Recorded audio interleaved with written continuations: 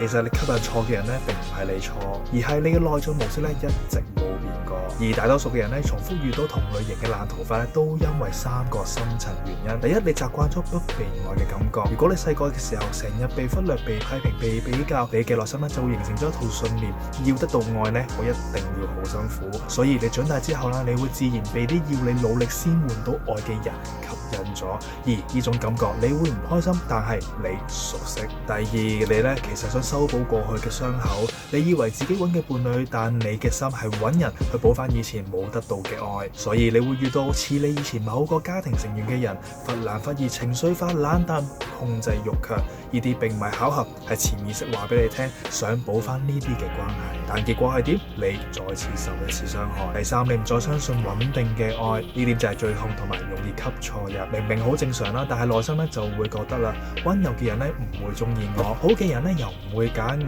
我只係可以得到不安定嘅關係。所以當一個真心對你好、願意付出嘅人出現嘅時候，你反而推開咗佢。如果以上3點你都中咗1點嘅話，你並唔係差，你係用緊舊傷口嚟談戀愛咋。